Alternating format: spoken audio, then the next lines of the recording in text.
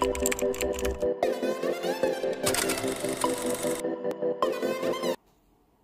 март бүткүл дүйнөлүк аялдардын майрамы. День женский праздник. Это как день борьбы за права женщин. Аялдар майрамы. Кыз келиндер майрамы. Биз үчүн бул энелердин, апалардын, эжелердин жана карындаштардын бүткүл аял затын майрамы деп ойлойм. Аялдардын майрамы да. Аялдардын майрамы болуп эсептелинет. Аялдарга көңүл буруу.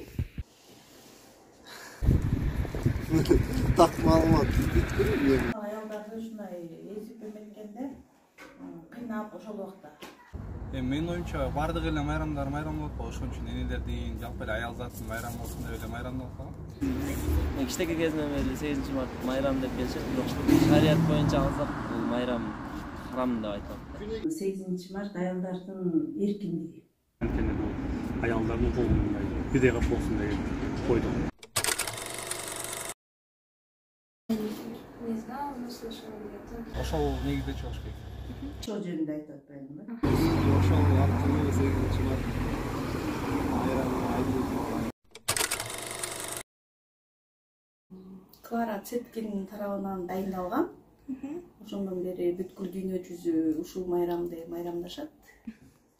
Унутуп калдым мен, билчүмүн. 8 март негизи Клара Цеткин ойлоп тапканда.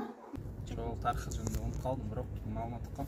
Жарас тарыхын көп деле билбейм. Караңгы кийишчү да ошону чечкендиги жана аялдардын негизи башка мамлекеттерде да башкача айтылат. Алар дагы 8 мартты ошо эркиндик деп эсептешет. Бул майрамды деги эле Клара Цеткин деген ойлоп тапкан.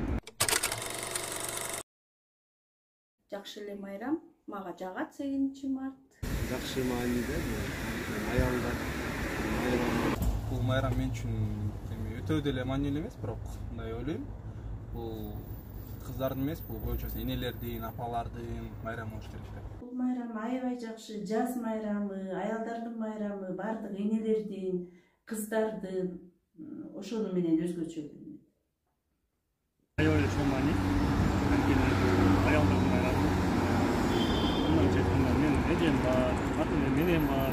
Өзүм аял заты болгондон кийин чоң майрам деп эсептейм.